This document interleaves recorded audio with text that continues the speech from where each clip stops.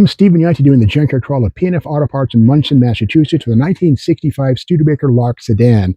Now, the Lark was made by Studebaker between 1959 and 1966.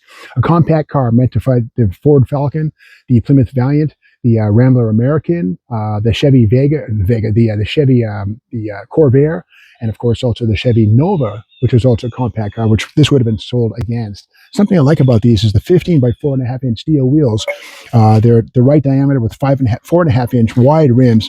These are really good on the front of a Max Wedge or Race Hemi replica because they have the right look. They take the big hubcap, same stuff as a Mopar in that point in time, but kind of cool. The 15 by 4.5 inch wheels up front, and I think all the way around to this one. These are worth $100 a piece at the swap meet.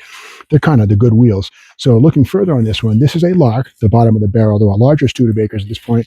And of course, 63, the year of this car, was the second year, I should say, for the Avanti, the fiberglass wonder car, which shared the same frame as this right here. The Avanti was based on the Lark chassis, the X-frame, very rigid stuff. But again, these were built in Canada or the United States. So Studebaker goes out of business in the United States December 31st of 1963. So after that, they stopped building cars in South Bend, Indiana. They moved operations to Canada. Why? Well, there were 1,700 U.S. Studebaker dealerships that would have probably filed a class action lawsuit against Studebaker. And also this got Studebaker out of having to pay the UAW pension funds. So was it shrewd? Yes. Was it ethical? You decide. You might know that I'm a big model car fanatic. This is a Lark convertible, and that's Johan. This is Hawk, and these represent the earlier grill. 1963 is the first year for this style on the re-grill. There was Brooks Stevens was in charge of this restyle, which gave the car a much more modern look. But under the hood, what do we find? Okay, it's a straight six. Now that's a Chevy straight six. That's because when Studebaker moved to Canada after December of 63, they used Chevrolet supplied engines. And so with that said, this is one of them right here. Otherwise, they would have a 194 cubic inch Studebaker overhead valve six popper. And this is not. This is a Chevy engine. And if there's a V8 option, you would have got the 283 two barrel. There's no 327s in Canada for use in Studebakers. And so what we have here is the basic engine. It's 190 cubic inch, 194, I should say, 194 inline six. But that was the engine that was supplied to Chevrolet or Studebaker buyers in Canada. Again, supplied by McKinnon, which was a division of Chevrolet owned by General Motors. And of course, the 283 was also a possibility, but this is not that. So we move along to inside the car. And kind of a neat thing, you can see on the door pillar is a VIN number that actually has right up here. It says manufactured in Canada. Right there, Studebaker Corporation, made in Canada. And this was a 3-speed manual car, and the shifter was on the column. It's moved onto the floor by somebody along the line. Bucket seats have been added, not from this car, but this would have been a bench in the front, bench in the back. But again, Studebaker was big on safety stuff, and the headlight switch was a toggle switch, right? Those two plastic white switches right there, which are definitely a nod towards safety instead of buttons or knobs that would poke you in the knee if you got in a crash. But there was a nod towards safety.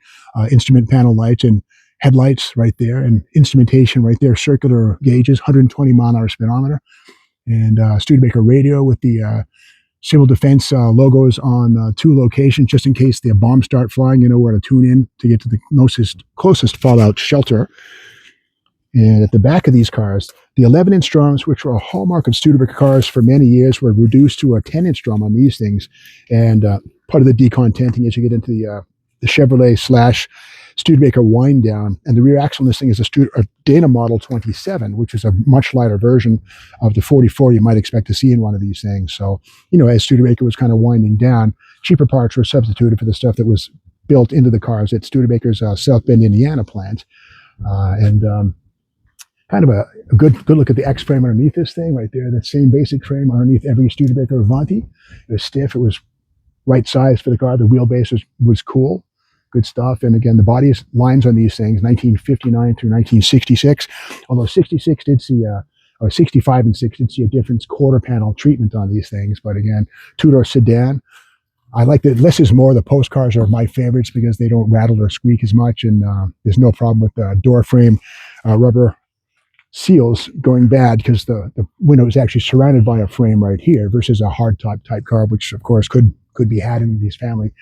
But also Lark convertibles were a thing, but this ain't that. This is the two-door post. There's also 4-doors and station wagons that were built on the Lark platform by this point in time. So there it is right there in its glory. 1963, a very early Canadian-built Studebaker as they moved up to Canada using the Chevrolet-supplied engines and transmission, also power glide in these things, the automatics. This is a stick car, so it had GM-supplied Saginaw 3-speed, I believe, maybe a Borg-Warner, not sure, but a small 3-speed manual, column shifted, and with a floor shift conversion for extra spiff and sport. But a cool little car. One thing I like about Studebaker, the stylized S for Studebaker logo in the center of the hubcap right there. That was part of Studebaker's branding throughout the 1930s, 40s, 50s, into the early 60s. Even Canadian cars had the Studebaker S baked into them. So that's the story of how Canada became Studebaker's home for another couple of years after the 1963 shutdown. And they built cars in Canada right through 1963, or 66, excuse me. 1967, the party was over. So with that said, Studebaker lived on. They actually didn't go bankrupt. They basically just got out of the automobile business, but they still made riding tractors, Gravely, and of course, STP automotive products, and made some stuff for that, and also nose cones for the government, all kinds of things for missiles. So they were not out of business by any stretch. They just stopped making cars. That's all it comes down to. So thanks for watching this video. And if you like this, be sure to subscribe to the SteamMag's YouTube channel. And if you want to buy some parts from this car, you can actually call the guys at P&F Auto Parts at 413-267-5167 or email them at pndfauto.com. Thanks for watching this video. See you tomorrow at the next Junkyard Crawl.